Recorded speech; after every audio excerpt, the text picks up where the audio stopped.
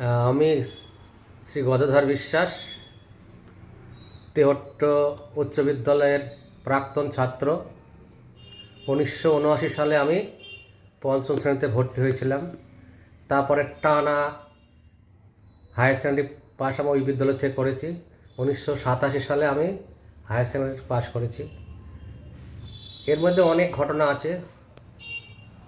অনেক বিদগ্ধ শিক্ষক যারা তেহট্ট উচ্চ বিদ্যালয়ে শিক্ষকতা করেছেন, তাদের প্রত্যেকের সম্পর্কে বলতে গেলে আমার অনেক সময় লাগবে।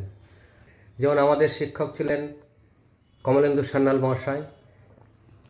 তার কাছে যে শিক্ষা পেয়েছি, বাংলার তার যে অগাধ পাণ্ডিত্য, আমার মনে হয় কলেজের শিক্ষকদের তিনি হার মানান। আমি বিশ্ববিদ্যালয়ে পড়েছি, সেখানেও দেখেছি কমলেন্দু স্যারের মতো স্যার আমি কমই পেয়েছি। আমাদের গণেশচন্দ্র পাল মশাই, তিনিও পণ্ডিত, তিনি ইংরেজি বিষয়ের বিদগ্ধ শিক্ষক এবং তিনি তাকে শিক্ষক হিসেবে পেয়েছি। তার যে নিয়মানুবর্তিতা আমরা সবাই জানি, এলাকার সমস্ত শ্রেণীর মানুষ জানি। এখনও আমরা কোনো অনুষ্ঠানে তাকে নিমন্ত্রণ জানালে পরে আমরা ভয়ে ভয়ে থাকি যে ঠিক সময় আমাদের অনুষ্ঠান শুরু করতে হবে। তারপরে আমি আরও অনেক শিক্ষককে পেয়েছি। রবীন্দ্রনাথ দত্ত মহাশয়কে, তার মতো কর্মবীর মানুষ কমই আছে। বিদ্যালয়ের প্রতিটি ইট কাঠ বালি এখনও রবিবাবু এই শব্দ শুনলে পরে শিহরিত হয়। আমাদের করুণাবাবু, সুপ্রিয়বাবু, ষষ্ঠীবাবু, আমার অভয়বাবু এখনও আমার ফ্রেন্ড ফিলোসফার গাইড। প্রতিনিয়ত তার সঙ্গে যোগাযোগ এবং আমি যে তার কাছে কিছুদিন গানও শিখেছি। আমাদের সমীর দত্ত মহাশয় আমার প্রিয় শিক্ষক, এখনও তার সঙ্গে প্রত্যক্ষ যোগাযোগ আছে, যে কোনো পরামর্শ নেই। নরেশবাবু, তার কাছেও পরামর্শ নেই, আমার প্রিয় শিক্ষক।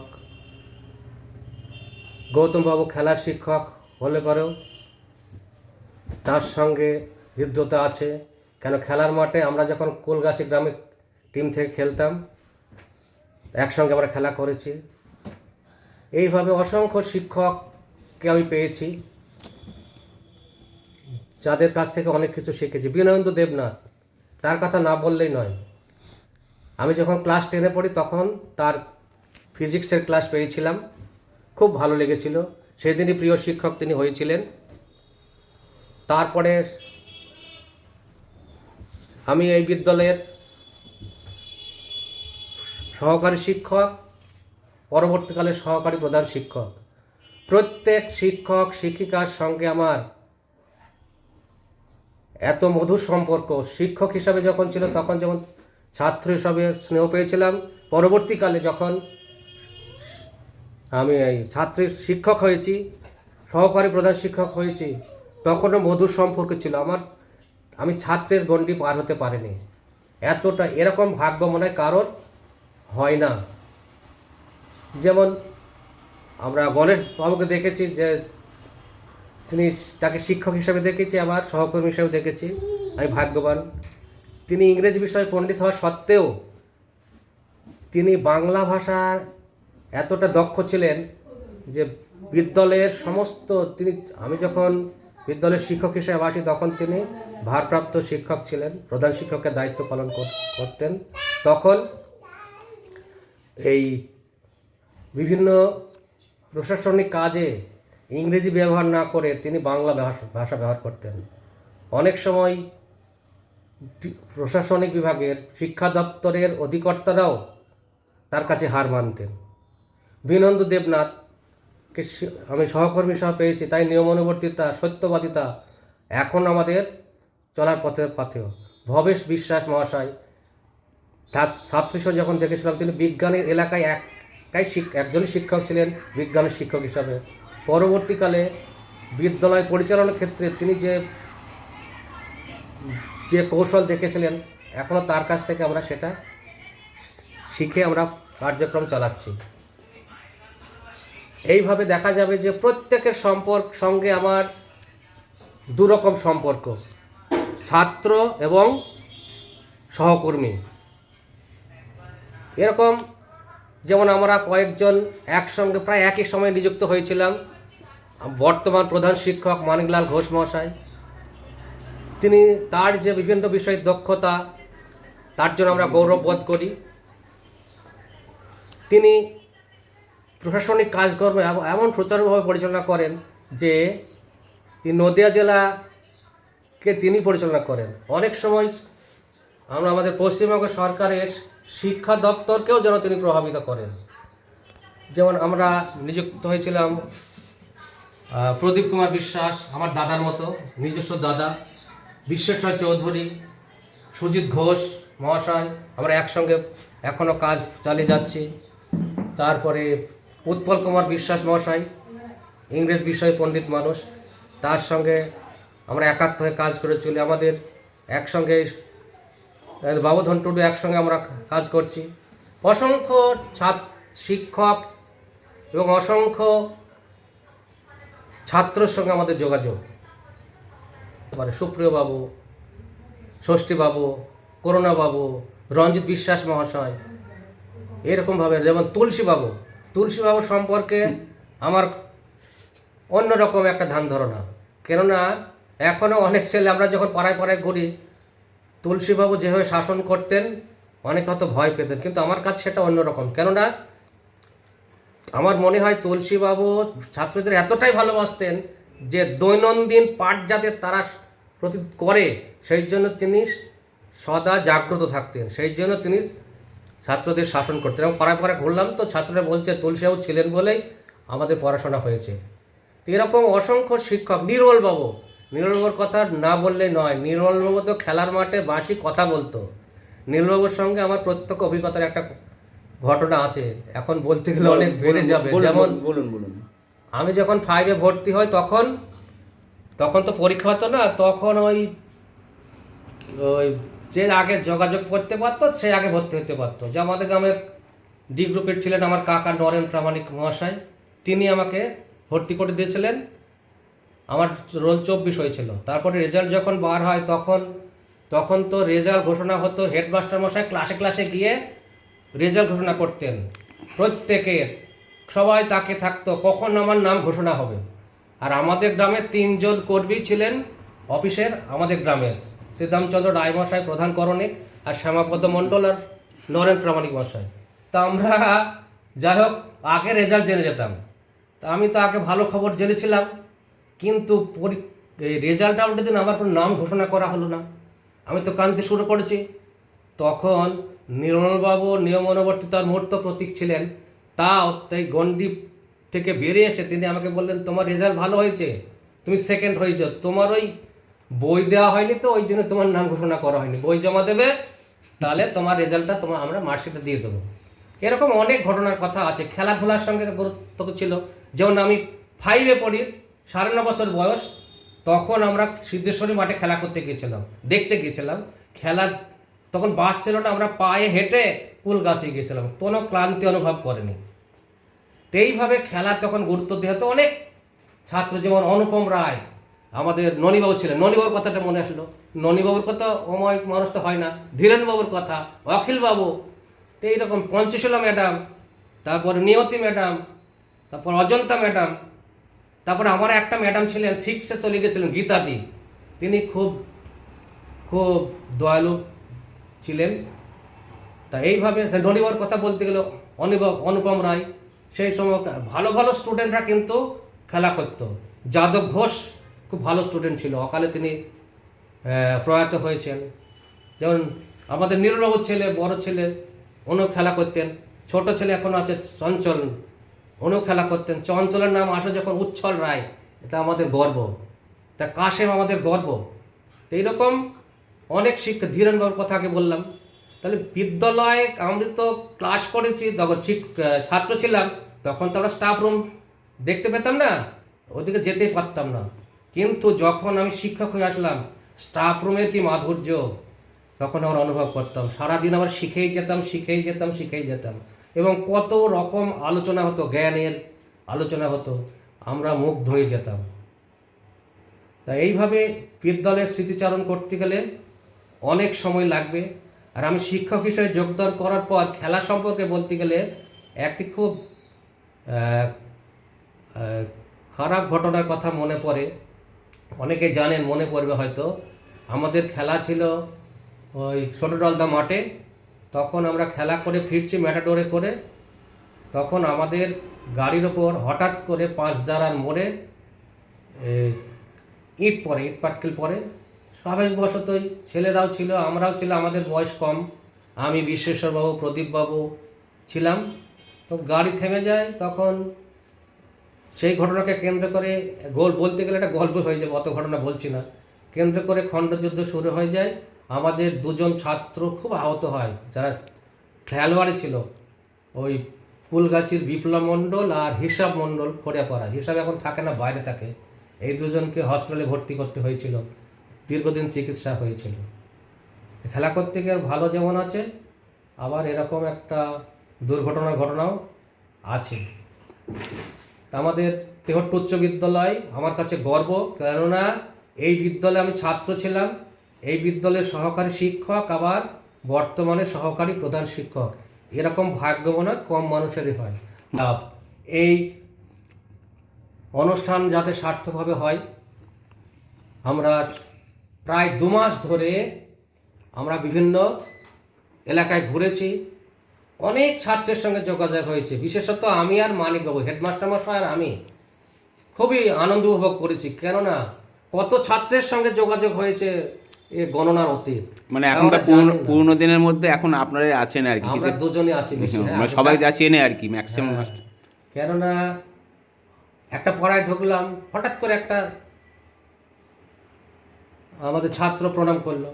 আগেকার চেহারাটা মনে পড়ছে, পরে জানতে পারলাম যে সে ইউনিভার্সিটি শিক্ষক, প্রফেসর। তার আরেক ভাই কলেজের প্রফেসর।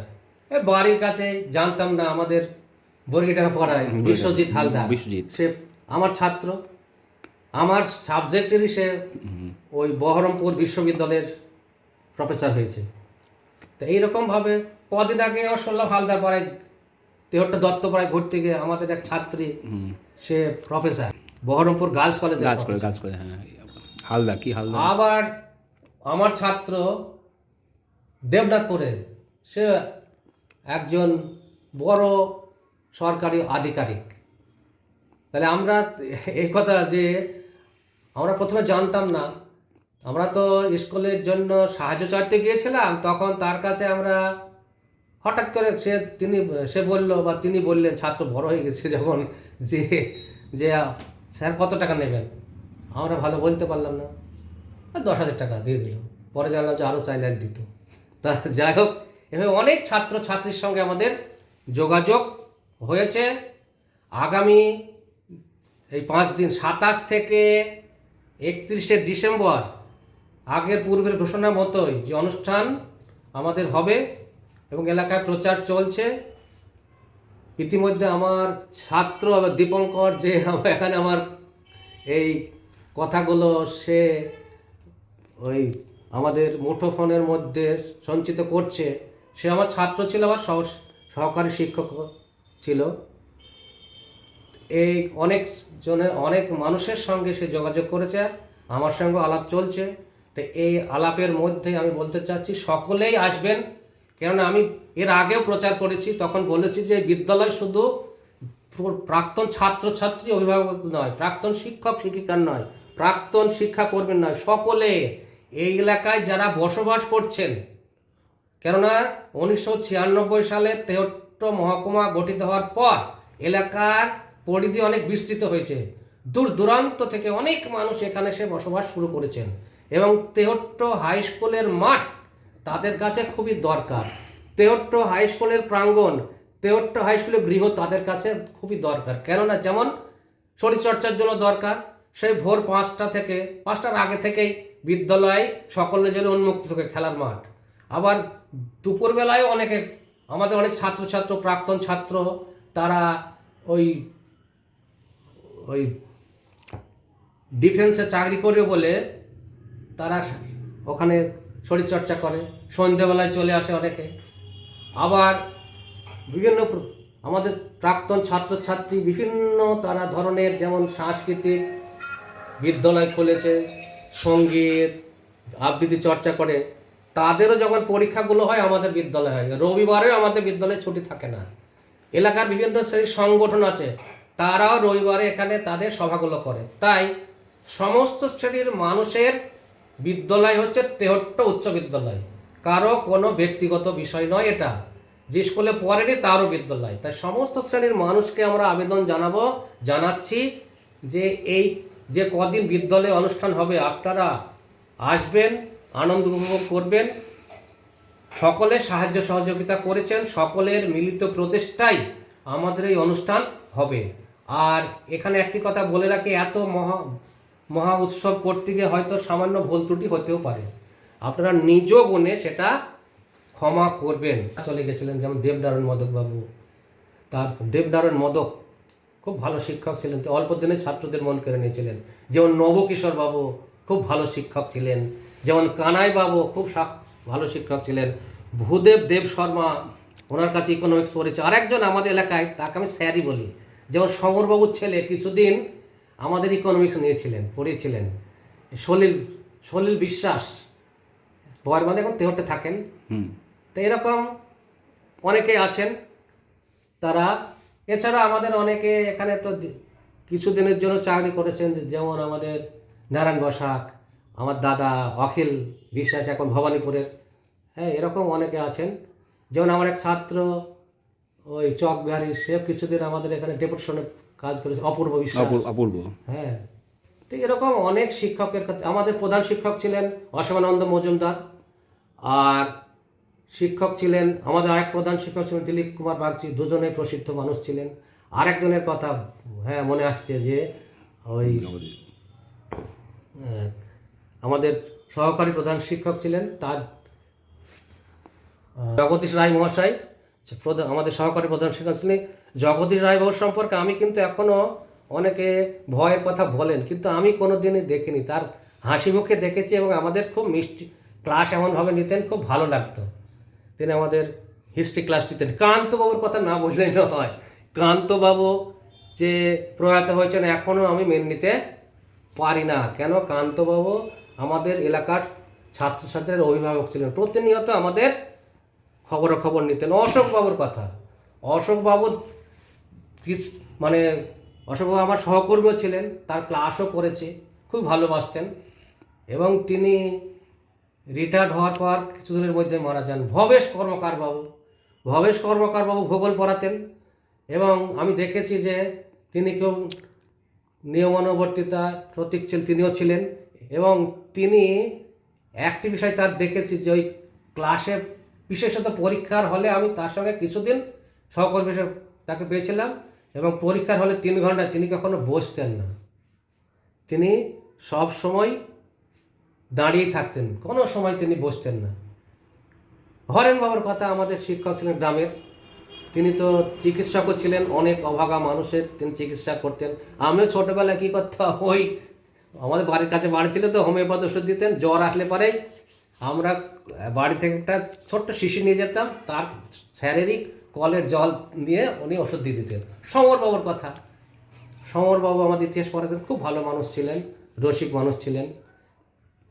তো এইভাবে এক একে মনে আসবে।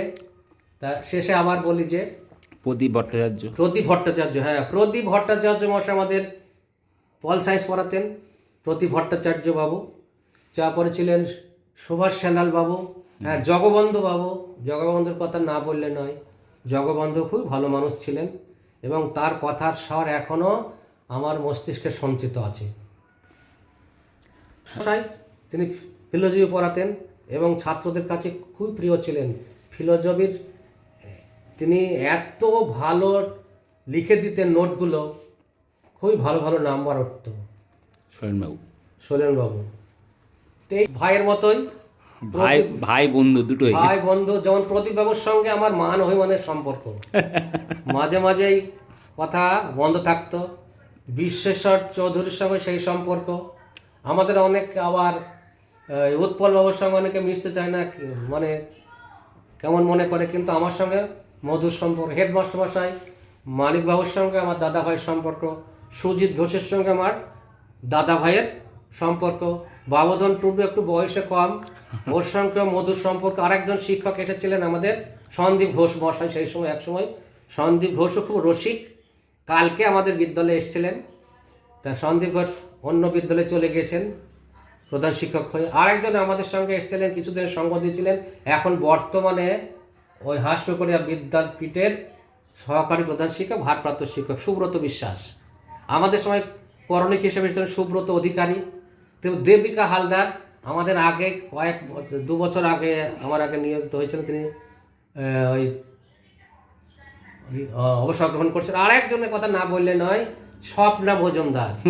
স্বপ্না মজুমদার লেখাপড়া জানতোই না, আমার মনে পড়ে এখনও। তিনি যখন খাতায় প্রথম ওই সিগনেচার করবেন, আমার কাছ থেকে আমি শিখিয়ে দিয়েছিলাম প্রথম দিন, কেন তিনি একটা ঘটনার তো তিনি চাকরি পেয়েছিলেন। আমি তাকে যে সই শিখিয়ে দিয়েছিলাম, সেই সইটাই সে চিরদিন করে গেছে। সে যেহেতু পড়াশোনা কম জানতো, তাই বলে হোক, তার মনে কোনো দ্বিধা ছিল না, যে কোনো কাজ করতে, এবং সকল যারা M A pass, double M A, তাদের সঙ্গে তিনি মিশতে পারতেন, এবং এত মধুর সম্পর্ক ছিল আমাদের সঙ্গে, বলা মানে অতিরিক্ত। আমরা এত মধুর সম্পর্ক ছিল তার, সকলের সঙ্গে মিশতে পারতো, এটা আর যে কোনো কাজ সে করে দিতে পারতো, কোনো দ্বিধা করতো না। আর বর্তমানে আমাদের শিক্ষক শিক্ষিকা যারা এসছেন, এর মধ্যে অনেকে আমার ছাত্র, যেমন সুমিত, তারপর সৌমেন বিশ্বাস, তারপরে কান্তি বিশ্বাস, আমাদের ভালো ছবি আঁকে অতীশ, আমার ছাত্রী পম্পা, তারপরে চিন্তা। এদের নিয়ে কত যে গর্বের, আমাদের স্টাফ রুম আনন্দে থাকে, স্নেহ সম্পর্ক। আমি যেমন শিক্ষকদের কাছ থেকে স্নেহ পেয়েছিলাম, একটা আলাদা অনুভূতি, আবার এই ছাত্রর সঙ্গে আমি তাদের শিক্ষক ছিলাম, একটা আলাদা অনুভূতি। এই যে অনুভূতি, এ মনে হয় কম মানুষের পক্ষে পাওয়া যায়। আর আপনার নাটক নাটক নাটক হ্যাঁ, দীপঙ্করণ আমাদের সঙ্গে নাটক করেছে। সে যা অন্য একটা পদোন্নতি হয়েছিল, আমাদের সঙ্গে থাকতে পারেনি। এবারও আমরা তাকে বলেছিলাম আমাদের সঙ্গে নাটক করতে। হ্যাঁ, অসংখ্য নাটক আমরা বিদ্যালয়ে করেছি, এবং আমাদের গুরু হচ্ছে এ বিষয়ে অভয়বাবু, ষষ্ঠীবাবু, তারপরে অখিলবাবু আমাদের নাটক করেছে। সমী দত্ত মশাই, তিনি দীর্ঘদিন বিদ্যালয়ের সাংস্কৃতিক সম্পাদক ছিলেন, তার সঙ্গে আমরা তাদের সঙ্গে নাটক করেছি। আবার আমি যখন প্রথম ঢুকি, তখন রবিবাবু, আবার ভবেশবাবু, এই স্যাররাও নাটক করেছিলেন। আমার দিদিমণিরা নাটক করে অনেকে, যেমন প্রতিভা, এবারও করবে প্রতিভা মণ্ডল, তারপরে আমাদের পুষ্পিতা বিশ্বাস। পুষ্পিতা আমাদের কুলগাছির, আমার প্রথম, আমাদের ব্যাচের পর আমরা কজন 10 জন নিযুক্ত হয়েছিলাম, তার পরের ধাপেই পুষ্পিতা প্রথম। পুষ্পিতার বাবা আমাদের স্কুলে গর্ব, কেননা শিবানন্দ বিশ্বাস মহাশয়, তিনি আমাদের বিদ্যালয়ের যেমন প্রথম, এই আমাদের বিদ্যালয়ে প্রতিষ্ঠিত হয় প্রথম মাধ্যমিক ব্যাস শিবানন্দ বিশ্বাস, তিনি আমাদের বিদ্যালয়ের সম্পাদকও ছিলেন দীর্ঘদিন। পুষ্পিতা বিশ্বাস নাটক করছে। তারপর নবনীতাও আমাদের নাটক করে, নবনীতা রায়, জগদীশবাবুর বোমা। হ্যাঁ, এবারে নাটক, আমাদের নাটকের নাম হচ্ছে, নাটকের প্রসঙ্গ যখন আসলো, রবীন্দ্রনাথের পুরাতন ভৃত্য। এই কবিতাটার নাট্যরূপ দিয়েছেন আমাদের, যিনি একজন বিদ্যালয়ে একজন বিশিষ্ট সাহিত্যিক, তিনি আমাদের বিদ্যালয় থেকেই তিনি আস্তে আস্তে ধাপে ধাপে পশ্চিমবাংলার একজন সাহিত্যিক হিসাবে নিজেকে পরিগণিত করতে পেরেছেন। বিভিন্ন লেখা আমাদের প্রকাশিত হচ্ছে, শান্তনু কুমার দে, তার নির্দেশনায় পুরাতন ভৃত্য। এইভাবেই আমাদের বিদ্যালয়ের আমরা চলছি যতটা পারছি। আশা করব ভবিষ্যতে এই অনুষ্ঠানে আমরা এলাকার সমস্ত শ্রেণীর মানুষ, শুভানোধ্যায়ী, প্রাক্তন ছাত্র ছাত্রী, অভিভাবক অভিভাবিকা, বর্তমান ছাত্র ছাত্রী, শিক্ষক শিক্ষিকা, শিক্ষাকর্মী, যারাই আসবো, আমরা সকলেই আমরা শপথ গ্রহণ করব আমাদের তেহট্ট উচ্চ বিদ্যালয়কে আর উন্নতির চরম শিখরে আমরা নিয়ে যাব। এই প্রসঙ্গে আরেকটি কথা বলা হয়নি, যে বলতে বলতে মনে যাত্রার কথা। যাত্রা অনুষ্ঠান ছাড়া তেহট্ট উচ্চ বিদ্যালয় তৈরি হতো না। এবছরও যাত্রা হবে, পরপর শেষের দিন আমাদের যাত্রা অনুষ্ঠান আছে। আর যাত্রার কথা এই জন্য বললাম যে তেহট্ট উচ্চ বিদ্যালয় যেহেতু যাত্রার টাকায় তৈরি, তাহলে যারা যাত্রা দেখেছে দূর দূরান্ত থেকে, তাদেরও বিদ্যালয় তেওট্ট উচ্চ বিদ্যালয়, তাদেরও গর্ব, তাদেরও আমন্ত্রণ জানাচ্ছি। এই বিদ্যালয় আপনাদের বিদ্যালয়, কোনো দ্বিধা দ্বন্দ্ব নয়। আপনারা অনুষ্ঠানে আসবেন এবং এই কদিন আপনারা আনন্দ উপভোগ করবেন। তাহলে শেষ